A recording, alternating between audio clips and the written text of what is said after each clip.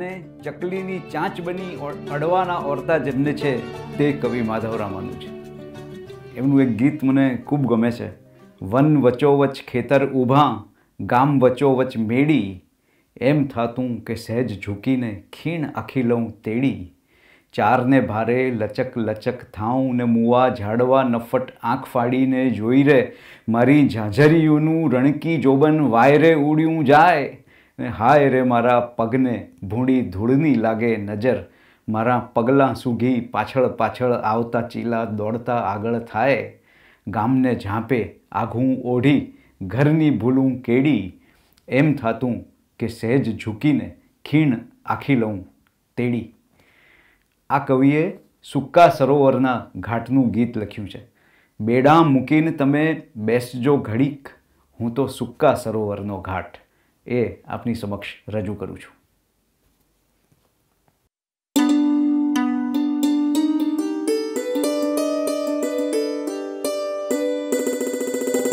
વીરડા ગાળીને પછી ભરજો નિરાતવાન, મારો ખાલી ખમ ઉચાટ. બેડા મૂકીને તમે બેસજો ઘડીક, હું તો સૂકા સરોવરનો ઘાટ. બેડા મૂકીને તમે બેસજો ઘડીક, હું તો સૂકા સરોવરનો ઘાટ. વીરડા ગાળીને પછી ભરજો નિરાતવાન, મારો ખાલી ખમ ઉચાટ. બેડા મૂકીને તમે બેસજો ઘડીક, હું તો સૂકા સરોવરનો ઘાટ.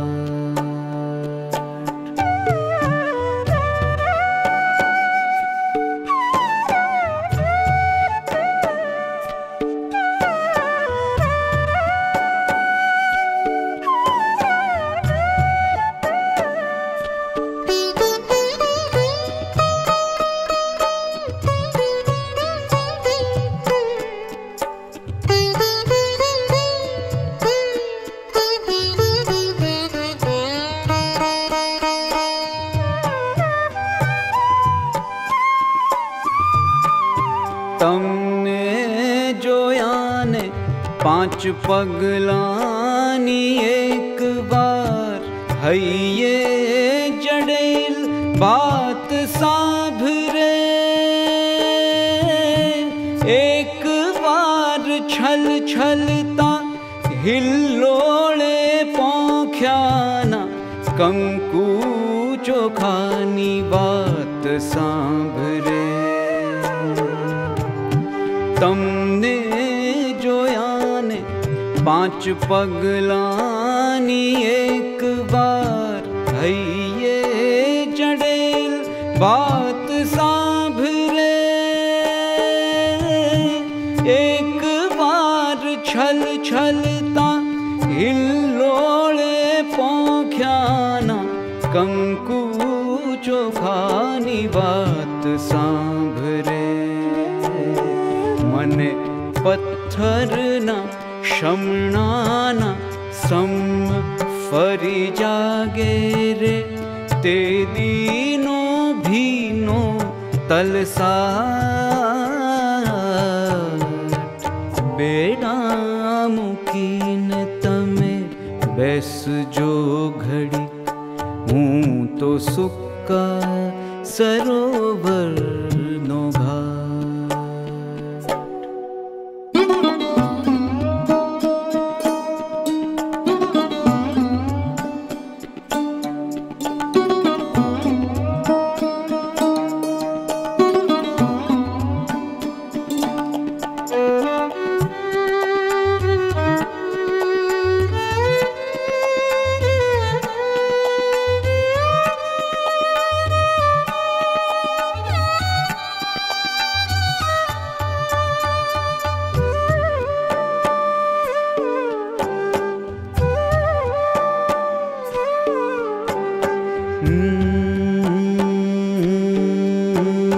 झांझरना मुगारणकार समूगाम आम टळवळ तू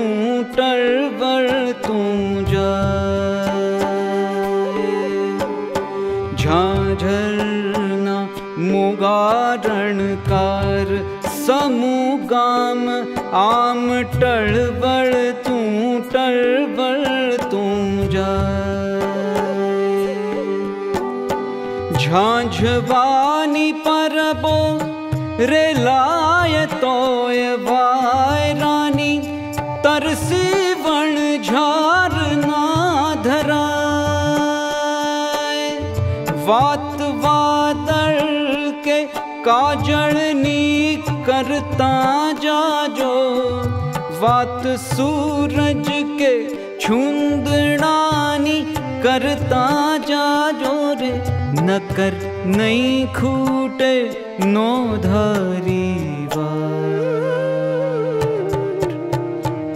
बेड़ा मुकीन तमे बेसजो घड़ी, हूँ तो सुक्का सरोवर नो घाट। वीरड़ा गाळीन पछी भरजो नीरातवा, मारो खाली खम उचाट। बेड़ा मुकीन तमे बेसजो घड़ी, हूँ तो सुक्का सरोवर नो घाट। हूँ तो सुक्का सरोवर नो घाट। हूँ तो सुक्का सरोवर नो घाट।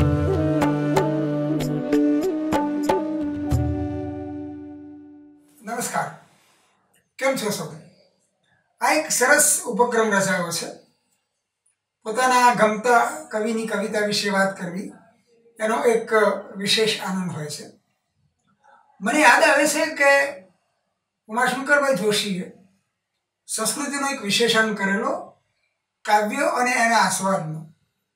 एनुं जे पुस्तक थयुं त्यारे एमणे एक सरस नाम एने आपेલું હતું, प्रतिभा अने प्रतिभाव।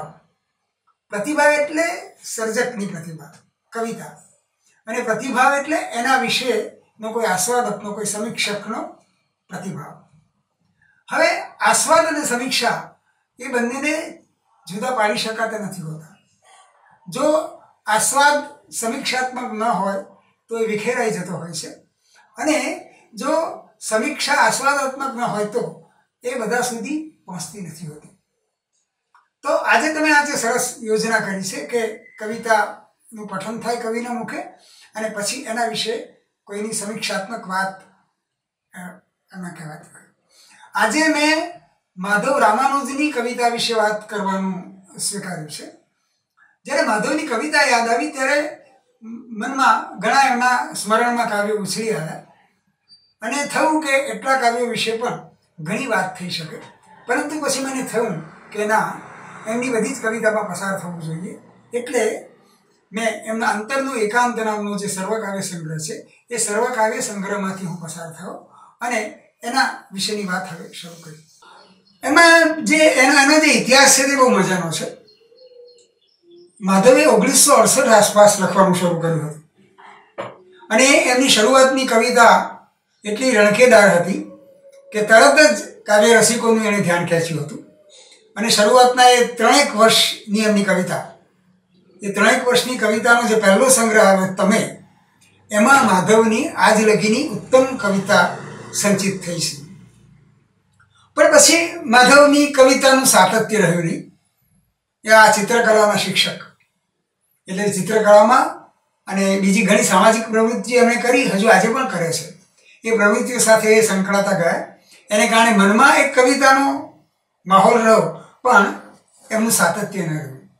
એટલે જ્યારે બીજો કાવ્ય સંગ્રહ માધવ આપે છે એ 25 વર્ષ પછી આપે છે અને 25 વર્ષ પછીનો જે કાવ્ય સંગ્રહ થયો એમાં માત્ર 60 કાવ્યો છે। પણ એમનો જે ત્રીજો કાવ્ય સંગ્રહ થયો એ ત્રીજા કાવ્ય સંગ્રહની વાત જરા બહુ વિલક્ષણ છે. મુંબઈમાં ઇમેજ પ્રકાશનમાંથી અમને એક નોતરું આવ્યું કે તમે થોડોક જ વખતમાં તમારા એક કાવ્ય સંગ્રહની હસ્તપ્રત તૈયાર કરીને મોકલો. માધવ લખે છે એમની કેફિયતમાં કે સિલકમાં જોયું તો બીજો કાવ્ય સંગ્રહ થયો પછીના 5-7 કાવ્યોથી વધારે હતા નહીં, અને આખો સંગ્રહ કેવી રીતે થઈ શકે. પણ સુરેશ દલાલનો બહુ પ્રેમાગ્રહ હતો, અને એટલે એમણે થયું કે હવે મારે કાવ્ય સંગ્રહ કરીને આપવો પડશે. હવે છંદ પર, લય પર, શબ્દ યોજના પર, ગીત પર, એના પર કવિની હથોડી તો હતી જ. અને એટલે એમણે થોડાક જ દિવસમાં એક સંગ્રહ થાય એટલા કાવ્યો રચીને ત્રીજો કાવ્ય સંગ્રહ કર્યો. પહેલો જે કાવ્ય સંગ્રહ એ અંદરના ફોર્સથી આવેલો છે, અંદરની ગતિથી આવેલો છે. પણ આ જે ત્રીજો કાવ્ય સંગ્રહ થયો તે બહારના ફોર્સથી આવેલો છે. એટલો એ બંનેમાં ફેર છે. એટલે પણ એની જે વિશેષતા છે માધવની કવિ તરીકેની, સહજતા, સરળતા, પારદર્શકતા, ગીત અને ગીતના લય પરનું એમનું પ્રભુત્વ, એ બધું એમની આજ સુધીની કવિતા, એટલે આજે પાછળની કવિતા છે એમાં પણ કાયમ રહ્યું છે. માત્ર થયું એટલું કે પહેલા જે કવિતા હતી એ કવિતામાં જે અભિધા છે, જે પહેલો અર્થ છે, એ પહેલા અર્થથી કવિ ઠેકીને ત્રીજા અર્થ સુધી એટલે વ્યંજના સુધી જઈ શકે છે. ત્રીજા કાવ્ય સંગ્રહમાં ઘણી કવિતા એવી છે કે જે વ્યંજના સુધી પહોંચી શકતી નથી, અભિધા સુધી જ અટકી જાય છે. એની પણ આ તો એક ઇતિહાસ થયો, આ એક નકશો થયો એમની કવિતાની ગતિનો, એમની કવિતાની યાત્રાનો. હવે આપણે એમની કવિતામાં પ્રવેશીએ. માધવનું જે બહુ જ જાણીતું કાવ્ય, માધવને યાદ કરતા વેત જે આપણને તરત સ્મરણમાં આવશે તે કાવ્ય, તે એમનું કોમળ કોમળ નામનું કાવ્ય. આ કોમળ કોમળ નામનું કાવ્ય છે એ ખરેખર તો એક મૃત વ્યક્તિની એક ઉક્તિ છે, એક મૃત વ્યક્તિનો ઉદ્ગાર છે. પણ એની જે પહેલી પંક્તિ છે તે એનો અણસાર આવવા દેતી નથી. હળવા તે હાથે ઉપાડજો રે અમે કોમળ કોમળ. જાણે કોઈ પ્રેમ શૃંગારની કવિતાની પંક્તિ હોય એવું લાગે છે, પણ બીજી જ કવિતાથી આખી વાત બદલાઈ જાય છે. બીજી જ પંક્તિથી. બીજી પંક્તિ છે સાથરે ફૂલડા ઢાળજો રે અમે કોમળ કોમળ. આ સાથરો આવ્યો એટલે મૃત વ્યક્તિ છે, હમણાં જ મૃત્યુ થયું છે, અને પછી એ કહે છે કે મને જ્યારે હળવા હાથે ઉપાડજો, હું બહુ કોમળ કોમળ છું. આ કોમળ કોમળ એટલે શું? આ માણસ, એને કેટલા બધા અભરખા હતા, પણ આખી જિંદગી છે ને એ વિપત્તિમાં પસાર થઈ છે. કાવ્યમાં એનો એક અંશ પણ, આ ઉક્તિમાં એનો એક અંશ પણ આવતો નથી. પણ જુઓ તમે, આયખાની આ કાંટમાં રે અમે અડવાણે પગ. તો એ વેદના તો છે જ, પણ એ વેદના, એ અભરખા હજુ એને પૂરા કરવા છે.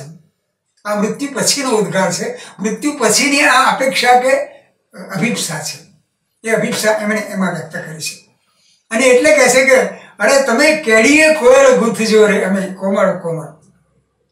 તો આ જે છે માધવની કવિતાનું જે મર્મ કે માધવની કવિતાનું જે બળ તે આમાં છે. અને બીજું કે ઉત્તર ગુજરાતના જે લોકગીતો, એ ઉત્તર ગુજરાતના લોકગીતોનો લય એ શબ્દોમાં પણ વ્યક્ત થાય છે.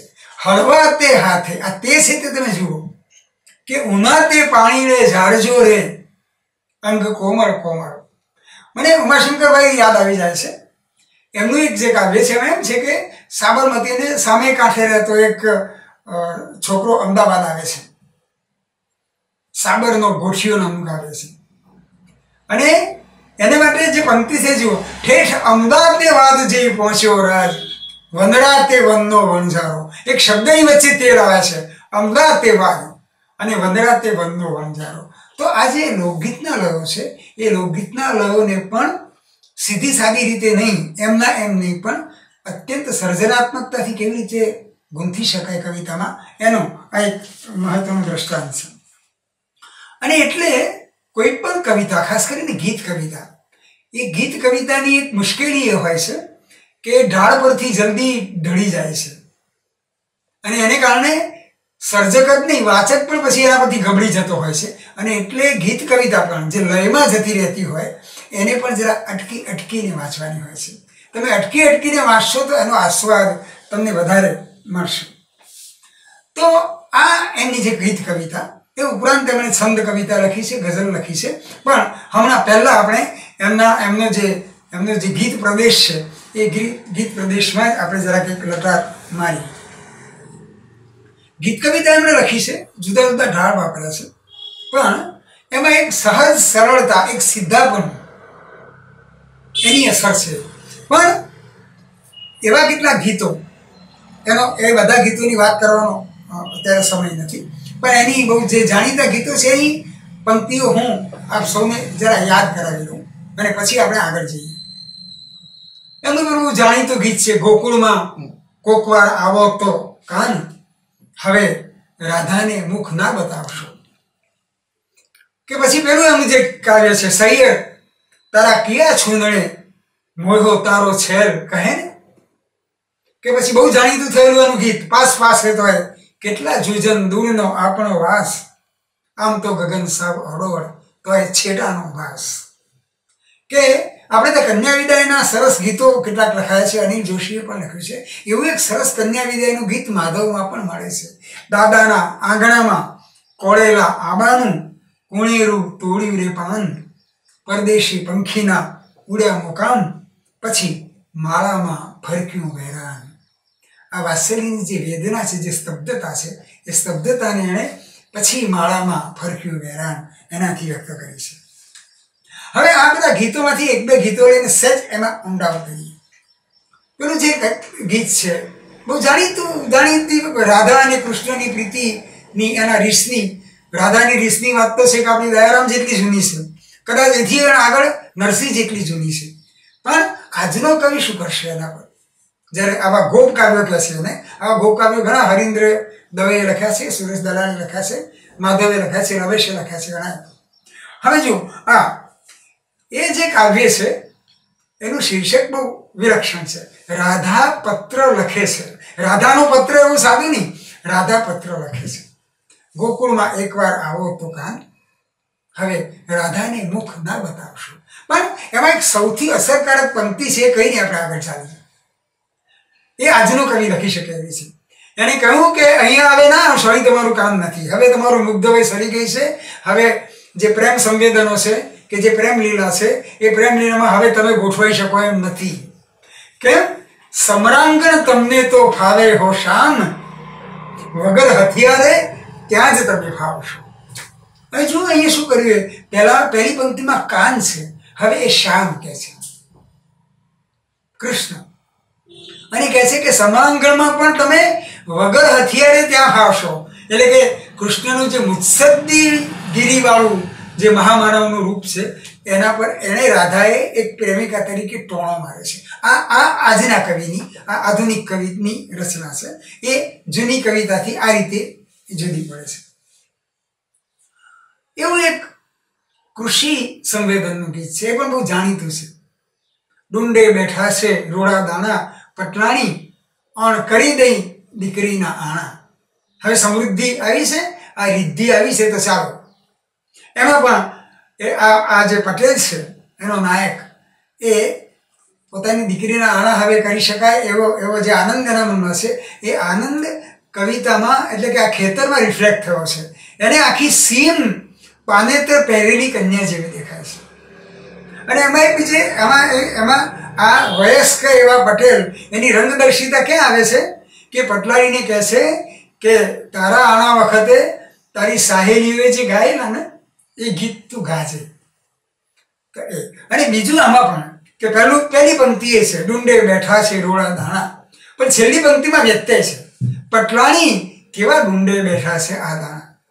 તો એના પરથી જે કાવ્ય કઈ દિશામાંથી ક્યાં જાય છે તે આપણને ખ્યાલ આવે છે. તો તેમ છતાં એ દિવસોમાં લખાયેલા ગીતોનું આ એક પરિચિત વિશ્વ થયું.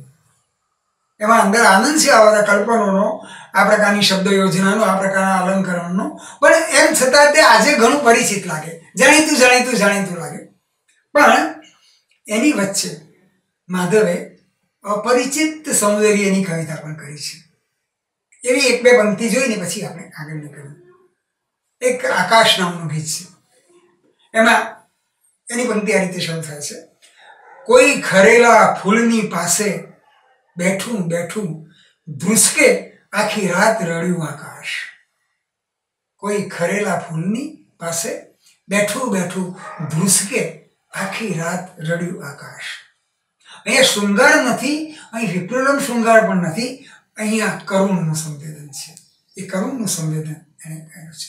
પણ માધવના બધા ગીતોમાં મારું તો કોઈ સૌથી વધારે પ્રિય ગીત હોય, કદાચ તમારું પણ એ પ્રિય ગીત હશે, તો એ છે પાદરમાં નામનું ગીત. શીર્ષક પરથી ઘણાને ઓછો ખ્યાલ આવશે. આ ખરેખર તો પાળિયાનું સંવેદન છે. જેમ પેલી મૃત વ્યક્તિનું સંવેદન થતું, એમ પાળીઓ થઈ ગયેલો પેલો શૂરવીર, એની આ ઉક્તિ છે, એનો આ ઉદ્ગાર છે. પણ આખા કાવ્યમાં ક્યાંય પાળીઓ શબ્દ કે સ્મારક શબ્દ આવતો નથી. જો શરૂ થાય છે કાવ્યથી, અને આ કાવ્ય એ બધી રીતે નોંધપાત્ર એટલા માટે છે કે એમાં ગીતનો લય છે, એમાં એનું સૌંદર્ય છે, એની સાથે એમાં સર્જકનું એક નકશીકામ છે. જેમ સર્જકની પ્રતિભા હોય એની સાથે એક કવિકર્મ હોય છે, એનું નકશીકામ હોય છે, એનો ક્રાફ્ટ હોય છે. એ ક્રાફ્ટ અને પેલી સર્જકતા બંને સાથે મળે ને તો આપણને ઉત્તમ કવિતા મળતી હોય છે. એકવાર નીંગળ્યું તું ફળફળતું રોઈ, હવે નીતરતા સિંદૂરના રેલા, અમે પાદરમાં ઝાટકે ખરેલા. કોઈ ગામમાં, કોઈ ધીંગાણામાં કોઈ શૂરવીર પુરુષ એ શહીદ થઈ ગયો હશે. હવે તો એક મોટો વડ છે, એના થડમાં એક ખૂણે એક પાળીઓ બનાવે છે અને લોકો આદરથી એની પૂજા કરે છે. પણ એને તો એની અકળામણ છે. અમે પોતાના માટે બહુવચન વાપરે છે, એટલો પેલો જે ગૌરવ છે ને શૂરવીરનું, એ શૂરવીરનું અભિમાન પણ એમાં છે. અમે પાદરમાં ઝાટકે ખરેલા. પણ હવે અહીંયા જુઓ કે અહીં ક્રિયાપદનું સૌંદર્ય પણ જોવા જેવું છે.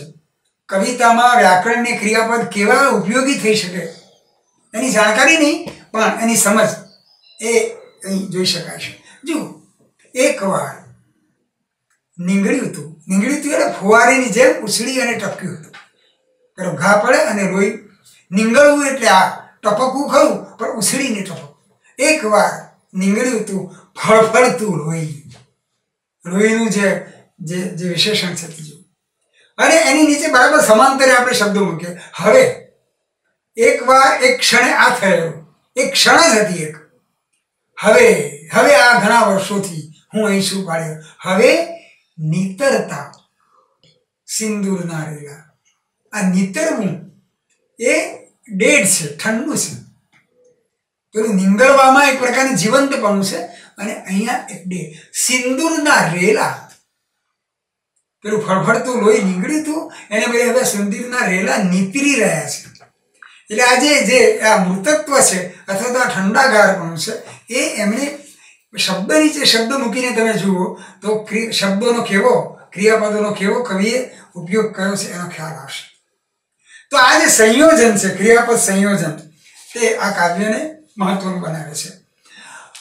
એક છેલ્લી પંક્તિ આની, આખું કાવ્ય અહીંયા છે. છેલ્લી પંક્તિમાં વળી પાછો પેલો શૂરવીરનો, પેલા વીર પુરુષનો એ આવે છે. એ કહે છે કે એ વખતે તો ડાયરા ભરાતા હતા, એમાં કસુંબા ભરાતા હતા અને એના ઘૂંટ ભરાતા હતા. હવે તો કહે છે કે મારી આગળ લોકો કોળિયા મૂકે છે, એમાં દીવો કરે છે, પછી એ કોળિયા ફૂટી જાય છે. ભાંગેલા કોળિયાના ડાયરા વસાડે. હવે કયા ડાયરા વચ્ચે શું? ભાંગેલા કોળિયાના ડાયરા વચાળે. હવે ઢોળાતા ઘૂંટ જે ભરેલા, એ વખતે જે ઘૂંટ ભરેલા ત્યાં ઢોળાય છે. આ શું ઢોળાય છે? પેલા ભાંગી ગયેલા કોળિયામાંનું પેલું ઠંડુગાર તેલ, એ તેલના રેલા. ક્યાં તેલના રેલા અને ક્યાં કસુંબાના ઘૂંટ. તો જુઓ તમે કે શબ્દોની સાથે કેવું એણે કામ કર્યું છે. આપણા બધાના મનમાં ક્યાંક ને ક્યાંક આપણું જૂનું ઘર એમને એમ પડ્યું હોય છે. એ જ્યાં હતું ત્યાં તો હવે નથી રહ્યું, પાડી દીધું છે, પણ આપણા મનમાંથી પડ્યું નથી. એ જૂનું ઘર જૂનું છે, કંઈ પાડી નાખ્યું એ જૂનું ઘર, મનમાંથી ક્યાંથી પડવાનું એ જૂનું ઘર. બાના લીંપણવાળી ભીંતો અને ઓરડા, ઓકળીએ અજવાળેલું જે એ જૂનું ઘર. એ મેળી એ દાદર ચડતા કે ઉતરતા કેટલી વાર પડેલા એ જૂનું ઘર. ભીંતે ફોટા અને રવિ વર્માના ચિત્રો, જૂના ઘડિયાળે ટકટકતું એ જૂનું ઘર. થેલી થેલા કે કપડાં જ્યાં હોય લટકતા, એ ખીંટી પર ટીંગાતું તું એ જૂનું ઘર. એક ઓરડો તાંબા પિત્તળના વાસણને ઘાટે ચળકાટે ઝગમગતો એ જૂનું ઘર. કોતરણીવાળા કબાટ ક્યાં ગયા પટારા, ઝૂલી રહ્યું તું ખાટ હિંચકે એ જૂનું ઘર. નળિયામાંથી ચાંદરણા ખરતા તા ઘરમાં, નેવામાં ખરતું ચોમાસું એ જૂનું ઘર. ગાય ગમાણ વાછરડું ફળિયું તુલસી ક્યારો, નેવામાં ખરતું ચોમાસું એ જૂનું ઘર. ફરીથી કહું છું, કોતરણી વાળા કબાટ ક્યાં ગયા પટારા, ઝૂલી રહ્યું તું ખાટ હિંચ કે એ જૂનું ઘર. નળિયામાંથી ચાંદરણા ખરતા તા ઘરમાં, નેવામાં ખરતું ચોમાસું એ જૂનું ઘર.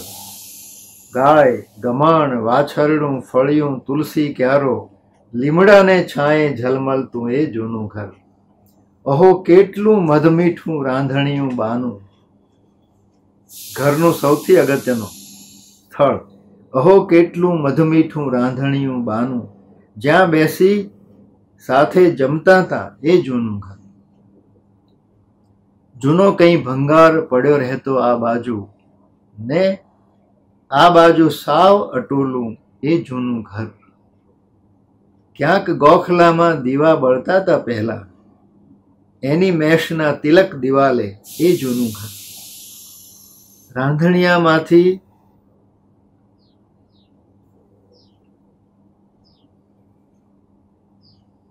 રાંધણિયામાંથી માળી ક્યારે બોલાવે, વાટ જોઈ ટાપી રહેતું તું એ જૂનું ઘર. પરોઢીએ ઘંટીના ઘેરા રવ પડખાતા, અને વલોણે વમળાતું તું એ જૂનું ઘર. ગામ છોડીને અહીં નગરમાં આવ્યો તો પણ અંતરમાંથી છૂટતું નહોતું એ જૂનું ઘર. ગામ છોડીને અહીં નગરમાં આવ્યો તો પણ અંતરમાંથી છૂટતું નહોતું એ જૂનું ઘર. બહારનો ફોટો તો એ નવી દિવાલે છે, પણ એને જોઉં ને જે ઉઘડે છે એ જૂનું ઘર. જૂનું છે કંઈ પાડી નાખ્યું એ જૂનું ઘર, પણ મનમાંથી ક્યાંથી પડવાનું એ જૂનું ઘર. સાંભરણ એટલે કે સ્મરણો. સ્મરણ કોનું સ્મરણ? તો એ તો આપ સાંભળશો એટલે ખ્યાલ આવશે. રોઈ રોઈ આંસુની ઉમટે નદી, તો એને કાંઠે કદંબ વૃક્ષ વાવજો. વાદળ વરસે ને બધી ખારપ વહી જાય, પછી ગોકુળિયું ગામ ત્યાં વસાવજો. આંખોમાં સાંભરણ ખૂંચશે કણાની જેમ, પાંપણના દ્વાર કેમ દેશું? એક પછી એક પાન ખરશે કદંબના, ને વેળામાં વિખરાતા રહેશું. છલકાતું વેણ કદી હોલાતું લાગે, તો વેળુમાં વીરડા ગળાવજો. રોઈ રોઈ આંસુની ઉમટે નદી, તો એને કાંઠે કદંબ વૃક્ષ વાવજો. આઠમની ધોધમાર મધરાતે એકવાર પાણીએ અડીને પૂર વળશે, પાણીની ભીંતો બંધાઈ જશે, ગોકુળને તેદી ગોવાળ એક મળશે. લીલુડા વાંસવણ વાઢશો ન કોઈ, મોર પીંછીઓને ભેળી કરાવજો. રોઈ રોઈ આંસુની ઉમટે નદી, તો એને કાંઠે કદમ વૃક્ષ વાવજો. પછી શું અપેક્ષા છે છેલ્લે? પૂનમની એકાદી રાતના ઉજાગરાને સાટે, જો ત્યાંની વનરાવનની પૂનમનો ઉજાગરો, એક ઉજાગરો મળે, એક જાગરણ મળે. પૂનમની એકાદી રાતના ઉજાગરાને સાટે જીવતર લખી જાશું. અરે અમથું એ સાંભળશું એકાદા વેણમાં, તો હૈયું વિંધાવીને ગાશું. આવું ભવભવની પ્રીતિનું બંધાણી ભેટે, તો વનરાવન વાટે વળાવજો. લીલુડા વાંસવન વાટશો ન કોઈ, મોર પીંછીઓને ભેળી કરાવજો. એ ગીત છે મૂળનું. મૂળ આપણને પ્રકૃતિનું સૌંદર્ય દેખાય છે, પણ એ વૃક્ષો અને વેલીઓનું મૂળ દેખાતું નથી. એ મૂળની આ વાત છે. મૂળ તો ભીનું ભીનું ખસે, જમીનમાં જે રીતે સરકતું હશે, મૂળ તો ભીનું ભીનું ખસે, પાણી પવન અને મન જેવું એ ધસમસ ન ધસે, મૂળ તો ભીનું ભીનું ખસે. એનું કામ કેવું છે? કદી નથી જોવાના જેને એને માટે ઝૂરે, કદી નથી જોવાના જેને એને માટે ઝૂરે, પાણી પોષણ પ્રેમ જે કહો પળે પળે એ પૂરે, માટીના મૂંઝારા વેઠે અંધારામાં વસે, મૂળ તો ભીનું ભીનું ખસે.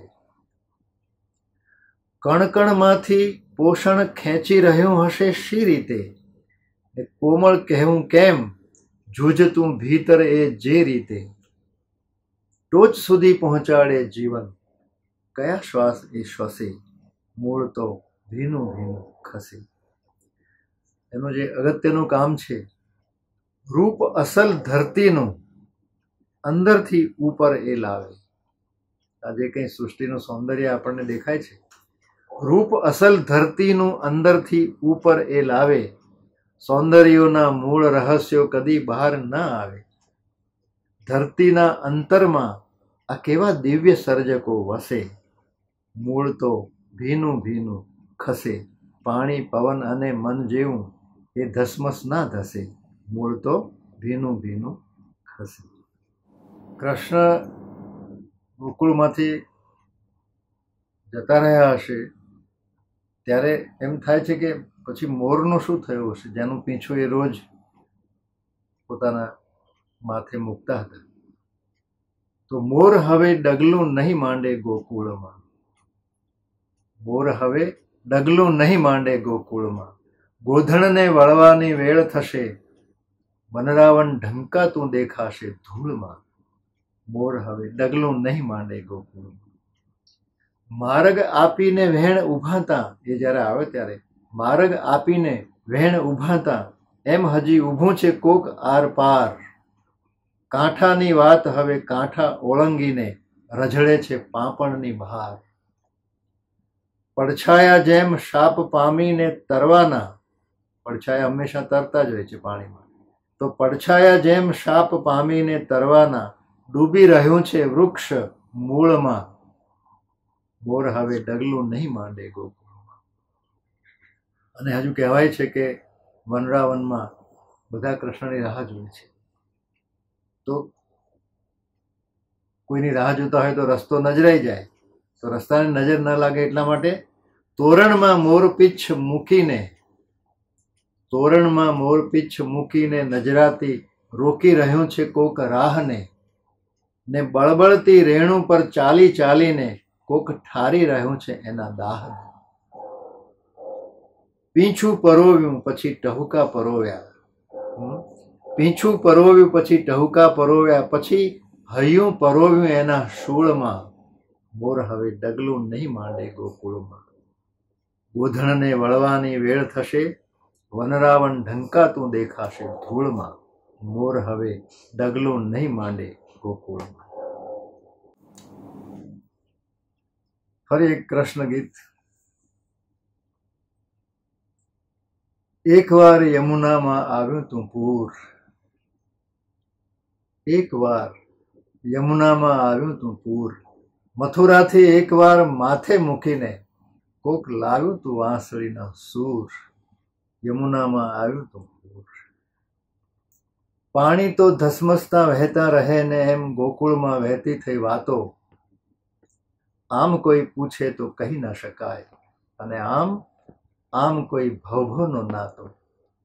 ફળિયામાં શેરીમાં પનઘટ કે હૈયામાં બાજી રહ્યા છે નુપુર, યમુનામાં આવ્યું તો પૂર. ઝૂકેલી ડાળી પર ઝૂક્યું છે આભ, પેલી કદમની ડાળી છે અને એના ઉપર એના જ રંગનું આકાશ છે ઘનશ્યામ. ઝૂકેલી ડાળી પર ઝૂક્યું છે આભ, કંઈ જોવામાં થાય નહીં ભૂલ, એવું કદંબ વૃક્ષ મહેકે છે, ડાળી પર વસ્ત્રો હશે કે હશે ફૂલ, એવું કદંબ વૃક્ષ મહેકે છે. પાણી પર અજવાળું તરતું રહે ને સહેજ આંખોમાં ઝલમલતું નૂર. એ યાદ આવે ત્યારે આંખો ભીંજાઈ જાય છે. તો પાણીમાં અજવાળું તરતું રહે ને સહેજ આંખોમાં ઝલમલતું નૂર, યમુનામાં આવ્યું તું પૂર. કૃષ્ણના સંદર્ભમાં કેટલુંક અદ્વિતીય છે. શું છે? કાંઠો તો યમુનાનો, કાંઠો તો યમુનાનો, પૂનમ વનરાવનની, વેણ એક વાંસળીના વેણ, માર્ગ તો મથુરાનો, પીછું તો મોરપીછ, અને નેણ નેણ એક રાધાના નેણ. પણ એવા તે કેવાઓ કહેણ તમે આવ્યા કે લઈ ચાલ્યા દૂર દૂર દૂર. હવે તો માત્ર વાત જ રહી ગઈ કે એક વાર યમુનામાં આવ્યું તું પૂર. મથુરાથી એક વાર માથે મૂકીને કોક લાવ્યું તું વાંસળીના સૂર.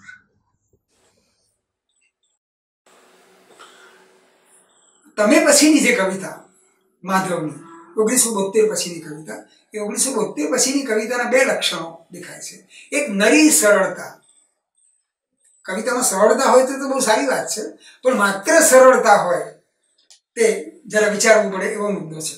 અને બીજી બાજુ એની સાથે સાથે પાછળના કાવ્યોમાં પણ એક પ્રકારની અરૂઢતા આવી છે, એટલે કન્ડિશનિંગ નથી થઈ ગયું કવિ, એ પણ દેખાય છે આપણને. એવી એક પંક્તિ. હવે થોડી પંક્તિઓથી જ આગળ વધ, નહીં તો માધવની કવિતાની વાત 1.5-2 કલાક સુધી કરી શકાય. દરિયાને આંસુડું આવ્યું, ઈ માછલીએ પીધું ને વાત વધી ગઈ. તો હવે જુઓ કે લય તો અરૂપ છે જ. દરિયાને આંસુડું આવ્યું, ઈ માછલીએ પીધું, ત્યાં સુધી તો લય બરાબર ચાલે છે, પણ ને વાત વધી ગઈ. તર્ક લઈને એમણે બદલી નાખ્યો છે. કોઈ ગીતકારને ચેલેન્જ કરે તો ગીત છે ગાનાનું. અને બીજી બાજુ જે અંદર સંવેદન છે એની પણ અરૂઢતા છે કે દરિયાને એક આંસુ આવે છે અને માછલી પીએ છે અને વાત. તો આ એક અરૂઢતા. એટલે કે માધવની પછીની કવિતા જેમાં સાદગી અને સરળતા વધારે આગળ છે, પણ એની સાથે આવી અરૂઢતા, આપણને ચમકાવી દે એવી થોડીક રચનાઓ પણ એમાં આપણને જોવા મળે છે. અને એમાં પણ એક બીજું કલ્પન છે, તે તો તદ્દન અદ્યતન કવિતાનું કલ્પન છે. તડકાથી ત્રાસેલા સૂરજને છાંયડામાં સંતાતો જોઈ ગયું ઘુવડ. તડકાથી ત્રાસેલા સૂરજને છાંયડામાં સંતાતો જોઈ ગયું ઘુવડ. તો એમણે જે આ ગીતો લખ્યા છે, એ ગીતોમાં જે એની જે પદાવલી છે એકદમ મુલાયમ છે. એનું જે પોત છે, એનું જે ટેક્સચર છે, એ ટેક્સચર અત્યંત મુલાયમ છે. આ જે મુલાયમતા છે, એ મુલાયમતા એમના છંદ કાવ્યોમાં પણ ટકી છે અને એમની ગઝલમાં પણ ટકી છે. એટલે માધવની બધા જ પ્રકારની કવિતા, એ બધા જ પ્રકારની કવિતામાં પદાવલીનું મુલાયમપણું કે મુલાયમતા એ એમનું એક સૌથી મહત્વનું લક્ષણ છે. આમ તો ઘણા છંદો એમણે કર્યા છે, મનહરમાં, કટાવમાં, હરિગીતમાં, માત્ર મેળી લયમાં, એની સાથે વસંત પિલકા અને શિખરીણી જેવા ચુસ્ત છંદોમાં પણ કામ કર્યું છે એમણે.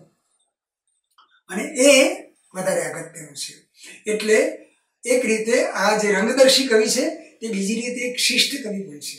એ શિષ્ટતા પણ આપણને જોવા મળે છે. બીજું કે એમણે સોનેટ લખ્યા છે, અને એને સોનેટમાં છે આપણને યાદ આવશે બળવંતરાય. તો બળવંતરાયની એક નવી શોધ એટલે કે એમની કવિતામાં એક નવી ગતિ હતી કે પંક્તિ પૂરી થાય એટલે અર્થ કે વાક્ય પૂરું થાય એવું નહીં, એ આગળ ચાલ્યા કરે. તો આ જે રનોન વર્ષ છે, તો એવું એક કાવ્ય એ મારે અહીં એની જે પંક્તિઓ છે તે હું તમારી સામે એમના પુસ્તકમાંથી જ વાંચીશ. અને ધારો કે આ ક્ષણ પણ સરી જાય તમને, પણ તમને આગળ પંક્તિ અટકતી નથી.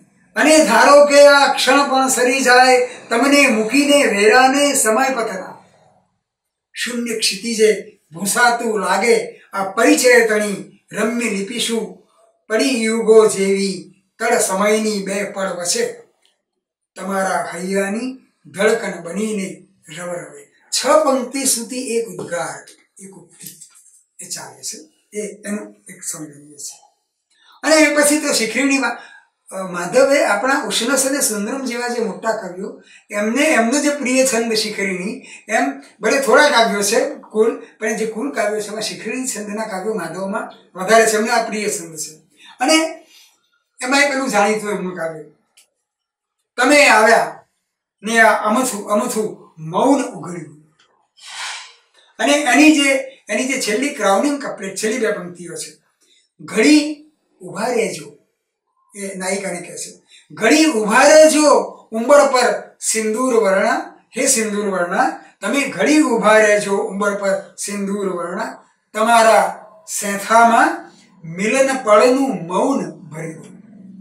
મિલન પળનું મૌન, મિલન વખતે જે સ્તબ્ધ થઈ જવાયેલું તે મૌન હું તમારા સેથામાં ભરી દઉં. તમે જોવા કે અર્થની કેટલી બધી સંકુલતા એમણે અત્યંત સરળતાથી, અત્યંત પારદર્શકતાથી આમાં મૂકી છે.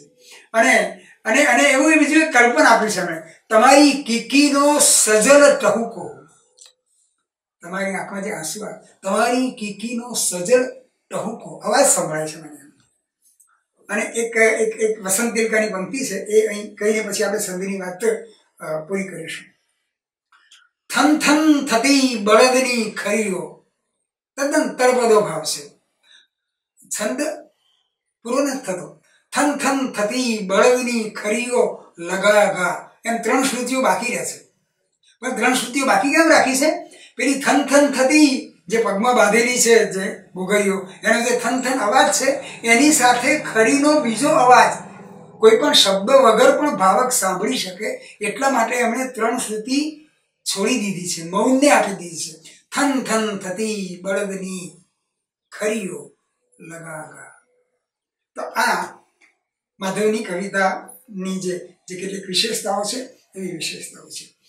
જાણીતું હરિગીતમાં લખાયેલું, એક એવું ઘર મળે આ વિશ્વમાં, કોઈ પણ કારણ વિના પણ જઈશું, આ જાણીતું છે એમનું. અને છેલ્લી પંક્તિ એની સરસ છે, તોય તેના રંજ કંઈ મનમાં રહે. આટલો બધો આનંદ ખરો, પણ તોય તેના રંજ કંઈ મનમાં રહે, અહીંથી ઊભો થાવ ને મૃત્યુ મળે.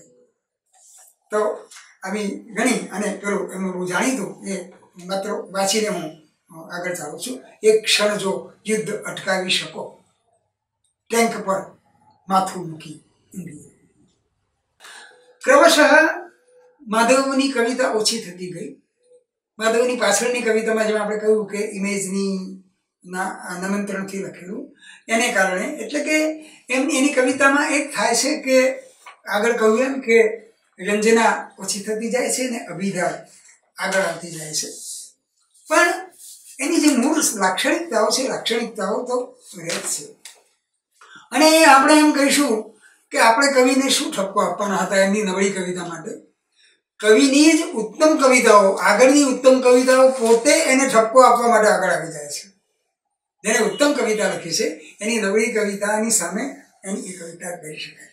પણ ઉદયન, મૂળ વાત એ છે કે આખરે તો કવિએ સતત લખ્યું હોય કે અટકી અટકીને લખ્યું હોય, કવિ બહુ કાવ્યો લખાયો તો ઓછા કાવ્યો લખાય, સમય એક સૌથી મોટું એડિટર છે, સમય સંપાદન કરી દે છે. સમય આપણી સામે એમના થોડાક પણ ઉત્તમ કાવ્યો ધરી દે છે. અને અનેક કાવ્યો લખ્યા હોય કે થોડા કાવ્યો લખ્યા હોય, એમના જે સ્પૃહણીય અને ઉત્તમ કાવ્યો છે કોઈ પણ કવિના, એ જ ખરેખર તો આપણા આનંદનો વિષય છે. તો માધવના એવા કેટલાક કાવ્યો જે એમની પોતાની કવિતાની તો મૂડી છે જ, પણ સમગ્ર ગુજરાતી કવિતાની પણ એ બહુ મહત્વની મૂડી છે. અને આખરે તો આપણને જો કવિતા મળતી હોય તો એથી વિશેષ બીજો કયો આનંદ હોઈ શકે? તો સૌનો આભાર માનીને હું મારી વાત પૂરી કરું છું. હંમેશા સાથે જ રહેતા હોય અને ક્યારેક જે મીઠી મૂંઝવણ અનુભવાય એવા કોઈક ભાવનું એક ગીત છે. પાસ પાસે તોય કેટલા જોજન દૂરનો આપણો વાસ, પાસ પાસે તોય કેટલા જોજન દૂરનો આપણો વાસ, જેમ કે ગગન સાવ અડોઅડ તોય છેટાનો ભાસ. આકાશ તો આપણી પાસેથી જ શરૂ થાય છે, પણ કોઈ પૂછે તો આપણે બતાવીએ છીએ દૂર, આકાશ તો દૂર છે, એવું નથી. પાસ પાસે તોય કેટલા જોજન દૂરનો આપણો વાસ, જેમ કે ગગન સાવ અડોઅડ તોય છેટાનો ભાસ. રાત દિનો સહવાસ, તે સામે મળવાનું તો કોઈ દાડો સુખ મળતું નથી. ને આવકારાનું વન અડાબીડ બારણું ખોલી ફળિયામાં સળવળતું નથી. આંસુને દઈ દીધો જે ભવનો કારા, કારણ કે વિરહ નથી એટલે આંસુ નથી. આંસુને દઈ દીધો છે ભવનો કારાવાસ, પાસ પાસે તો કેટલા જોજન દૂરનો આપણો વાસ.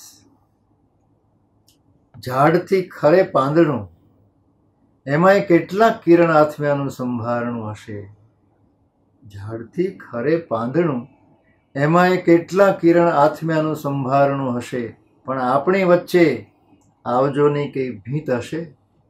આપણી વચ્ચે આવજોની કોઈ ભીત હશે કે યાદ જેવું કોઈ બારણું હશે?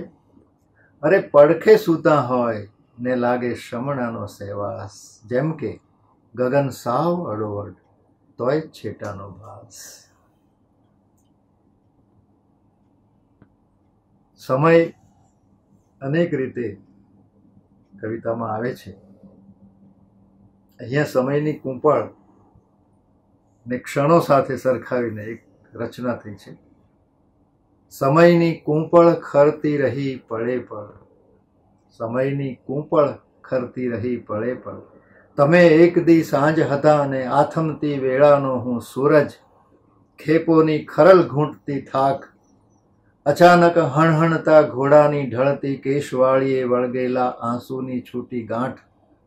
આપણે અંધકારના દરિયે તરણું રહ્યા શોધતા, અજવાળાને વળીને કેમે કળ. સમયની કૂંપળ ખરતી રહી પડે પળ.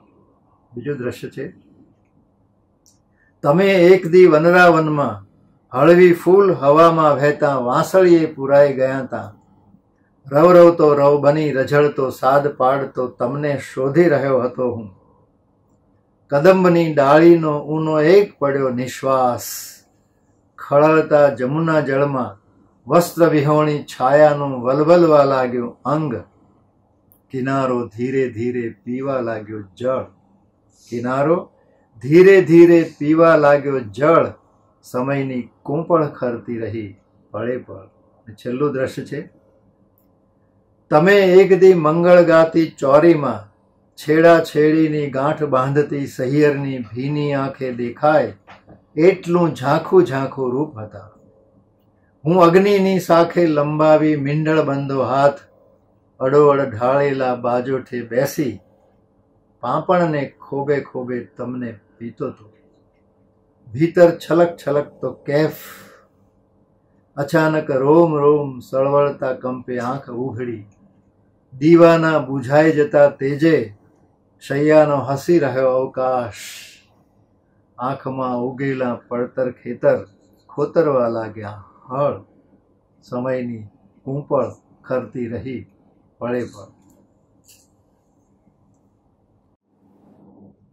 એક ગઝલ છે, એનું શીર્ષક જ એવું છે, શિખરણીમાં શીર્ષક છે, અમે ઈચ્છું એવું. આપણા બધાના મનમાં આવી કેટલીક ઈચ્છાઓ હોય છે જે ક્યારેય પૂરી નથી થવાની હોતી, પણ હોય છે ખરી. એક એવું ઘર મળે આ વિશ્વમાં, એક એવું ઘર મળે આ વિશ્વમાં જ્યાં કશા કારણ વગર પણ જઈ શકું, ને એક એવું આંગણું કે જ્યાં મને કોઈ પણ કારણ વગર શૈશવ મળે. એક બસ એક જ મળે એવું નગર જ્યાં ગમે ત્યારે અજાણ્યો થઈ શકું, ને કેમ છો એવું ના કહેવું પડે. સાથ એવો પંથમાં ભવ ભવ મળે કે કેમ છો એવું ના કહેવું પડે. સાથ એવો પંથમાં ભવ ભવ મળે.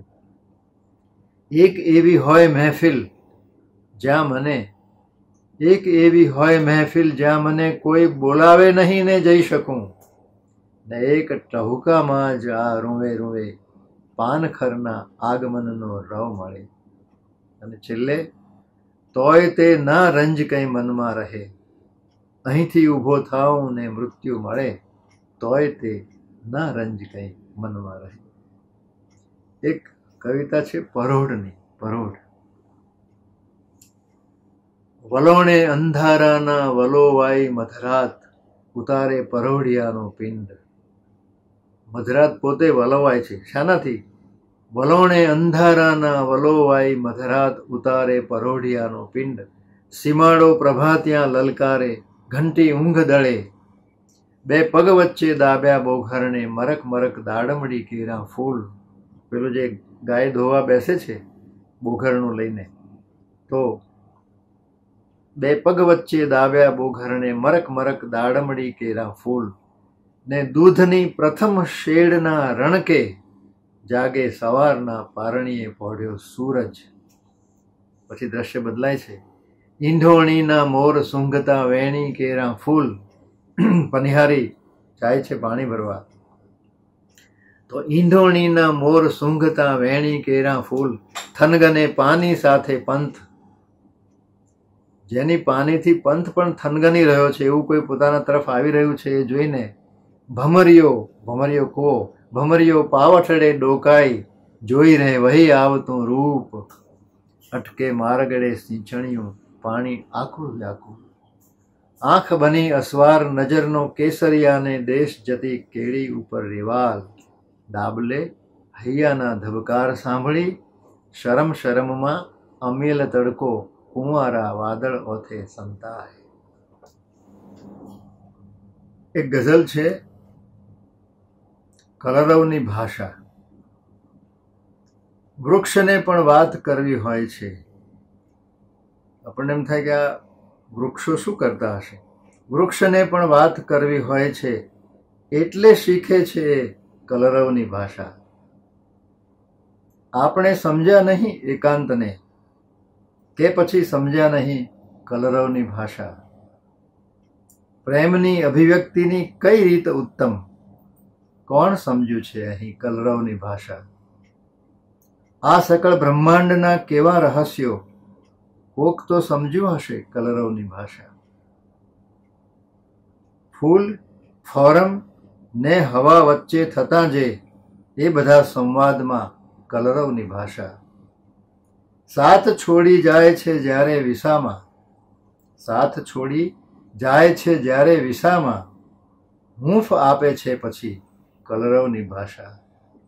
વૃક્ષને પણ વાત કરવી હોય છે એટલે શીખે છે એ કલરવની ભાષા. આપણે શબ્દથી સંકળાયેલા છીએ. શબ્દનું એક આવરણ આપણા વ્યક્તિત્વની આસપાસ છે. ક્યારેક થાય છે કે આ શબ્દ હવે છૂટે તો સારું, આ શબ્દ હવે છૂટે તો સારું. મૌન સુધીના માર્ગ માંડ મળ્યા છે, વાટ ખૂટે તો સારું. આ શબ્દ હવે છૂટે તો સારું. સંબોધનમાં, સંબંધોમાં, માયાની માયામાં પગલે પગલે શબ્દ અહીં રોકી રાખે છે એના પડછાયામાં. આ મનમાં પળ પળ ઉગતા રહેતા મોહ છૂટે તો સારું. આ શબ્દ હવે છૂટે તો સારું. ક્યાં અધવચ્ચે, ક્યાં મજધારે, ક્યાં અનંતને આરે ખુદને મૂકી પાછળ ચાલ્યા, ખુદને મૂકી પાછળ ચાલ્યા, પાછા ફરશું ક્યારે. આ જીવતર જેવું જીવતર અટવાયું છે, જાળ તૂટે તો સારું. આ શબ્દ હવે છૂટે તો સારું. મૌન સુધીના માર્ગ માંડ મળ્યા છે, વાટ ખૂટે તો સારું. આ શબ્દ હવે છૂટે તો સારું.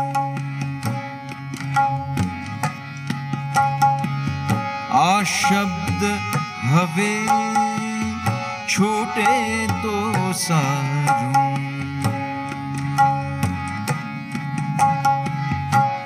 મૌન સુધીના માર્ગ માંડ મળ્યા છે, વાટ ખૂટે તો સારું. આ શબ્દ હવે છૂટે તો સારું.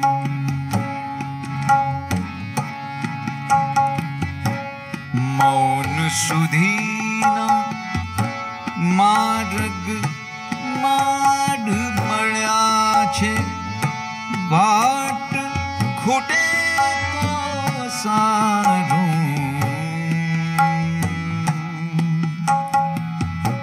शब्द हवे छूटे तो सारू।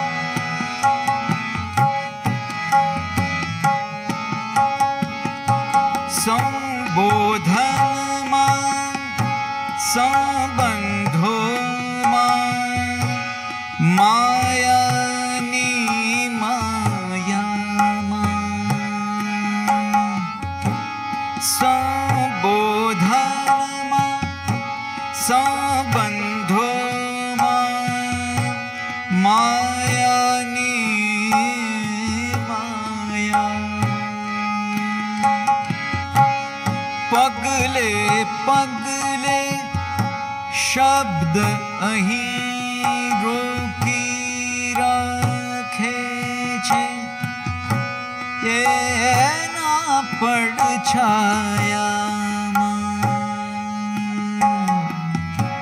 આ મનમાં પળ પળ ઉગતા રહેતા મોહ હવે છૂટે તો સારું। આ શબ્દ હવે છૂટે તો સારું।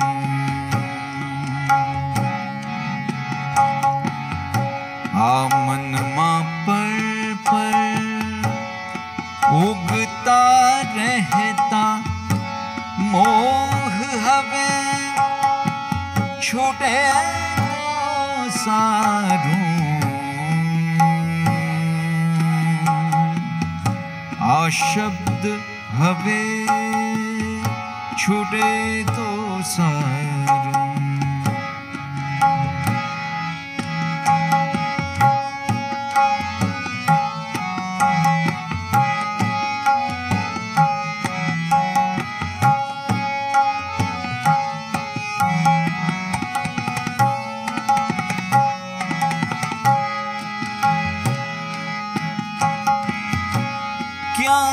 अधवच्चे क्या मझधारे क्या अनंत ने आरे। क्या अधवच्चे क्या मझधारे क्या अनंत ने आरे। खुद ने मूकी पाछળ ચાલ્યા પાછા ફરશું ક્યારે। આ જીવતર જેવું જીવતર અટવાયું છે, જાળ તૂટે તો સારું। આ શબ્દ હવે છૂટે તો સારું। મૌન સુધીના માર્ગ માડ મળ્યા છે, વાટ ખૂટે તો સારું। આ શબ્દ હવે छूटे तो सारूं। आ शब्द हवे छूटे तो सारूं।